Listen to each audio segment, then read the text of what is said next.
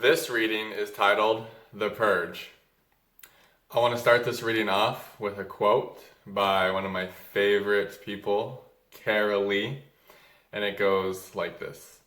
Often, Kundalini awakening is perceived as the realization, as it's often accompanied by all kinds of mystical experiences like bliss, oneness, lights, and pretty colors. In reality, however, Kundalini awakening is only the beginning. It's only the beginning of the journey. Now that the sleeping goddess is arising, the real work begins. And that real work can be bloody awful. I really like that quote. It speaks to me. And here is the rest of the blog. My back was killing me, and I knew that yoga would help. During the course of a 1-hour at-home Bikram yoga class, I could feel my energy start to build, but I stuck through it till the end. After it was over, when I was laying in Savasana, I started becoming nauseous. I had so much energy stirred up inside of me, I felt like I was going to puke. The energy started thrashing wildly through my entire body. I was shaking, it was just rushing through my body uncontrollably. Even though I was extremely freaked out and terrified, I had this internal knowing that resisting the energy would not work out favorably. The Kundalini was moving through me with such force, strength, and purpose that I held several thoughts simultaneously. Is this going to kill me? Is this actually happening? Am I going to explode?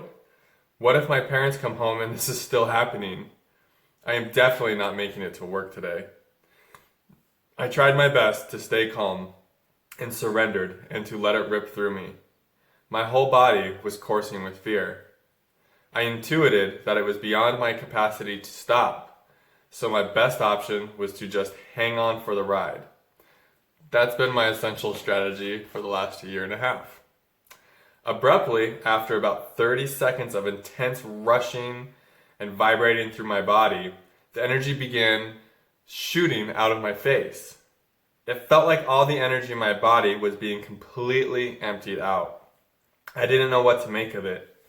I remember feeling like a vast quantity of energy was being laser beamed out through my forehead and face.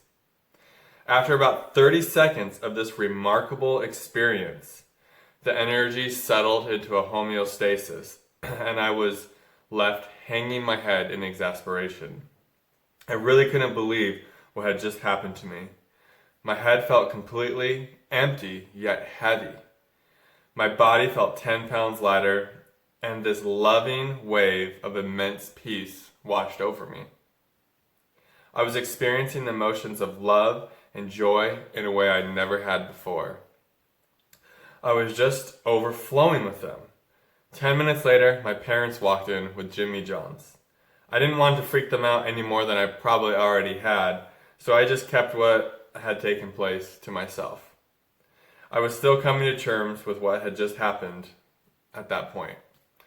After lunch, I went into work, and I can still remember how vivid everything was. My senses were just so alive and just off the charts. Colors, sounds, and smells were so vibrant. The world looked completely different. It was almost as if I could see through the physical nature of everything and recognized it all as just energy. It was surreal. My senses were heightened to the point where just having a casual conversation with a coworker was a mystical experience. Every interaction with a client that day was an outer body experience, albeit one where I was in a supremely good mood. What was happening to me now was undeniable, and I no longer questioned it. Once the euphoria and blissful emptiness started to fade, the energy went right back to work on me. My head now began filling with more energy than ever. It was like a block was pushed through. For days and weeks straight, there was a constant pulsation in my forehead. If you're going through this symptom, don't have any concerns about it. It is fairly common and temporary and serving its purpose. And what I'm talking about is just that constant tapping on the forehead, just like that pulsation right there, like where you just feel pressure. Don't try and move it or force it like I did. One evening, I started to resist this symptom and started getting overly stressed out and annoyed by it. I did some online digging and found a way to force it back down. After a few tries, it worked. I felt the energy intensely rush down from my head and into my limbs. Instantaneously, as it was happening, I knew I had made a huge mistake. My head, being left completely empty, started generating awful suicidal thoughts, and my limbs were now full of this energy and were ice cold and somewhat numb. I had tried to manipulate the energy and had gotten burned. The next few days were challenging, but after a while it bounced back out and I felt a lot better. The heavy price I paid taught me a lesson I will never forget. The best way to deal with any energetic or emotional symptom that the Kundalini brings up is just to make peace with it and allow it fully. As always, just surrender with the knowing that it is healing you in an intelligent way that can sometimes feel violent. This is called fierce grace. Given all of the energetic fluctuations and intense pressures in my head, it had become very hard to access my intellect in my normal way. Reading was now essentially impossible, and conversations took on a whole new nature. While selling at Lazy Boy, I never knew what I was going to say before I said it. In my 10 years selling prior to the awakening, everything I had said to clients was always so methodical and planned out. Now it was as if I was witnessing myself speaking instead of doing the speaking myself. What needed to be said always somehow came out, even though I never thought of the sentence I was saying prior to the moment I was saying it. Because the logical side of my brain was basically inaccessible at the time, I was forced to speak from the heart and from intuition. And the heart is always operating in the present moment, whereas thoughts operate in time and space. Even though my intellect and logical part of my brain had been diminished temporarily, my ability to connect with people on a purely energetic level had increased dramatically. As I began feeling into the underlying states of people's moods and consciousness, and coming forward with what they needed on an energetic level from the heart, my sales numbers started to rapidly improve, and I began to realize of how little value the thinking mind actually has in life. Getting the sale became secondary to discovering what people were going through on a subconscious level and just giving them the gift of being completely present with them and what they were going through. Nothing needed to be said for this organic process to take place. It is just a feeling we are able to communicate to one another through genuine, heart-centered presence. Not all days had such a flowy energy to them. Actually, most days while I was driving to work, I wondered how the hell I was going to make it through yet another day. Every day was different, and I had no idea what to expect. This still holds true to this day, and I suspect will probably always be the case to some degree. You have to learn how to ride the waves and not label the experiences. I'm still an amateur surfer of these energetic waves, and I wipe out all the time.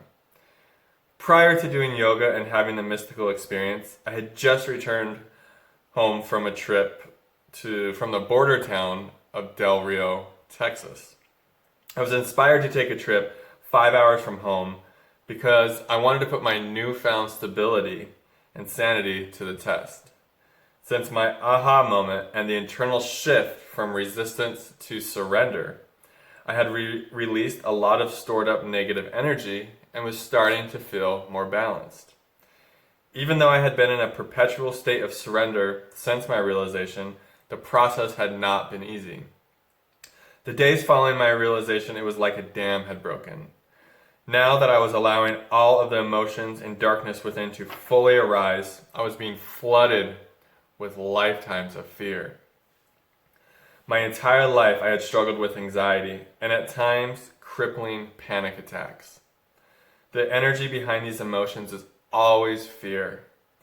I feel like we all have an emotion that makes us the most uncomfortable, and that is probably why we try to suppress or escape that emotion.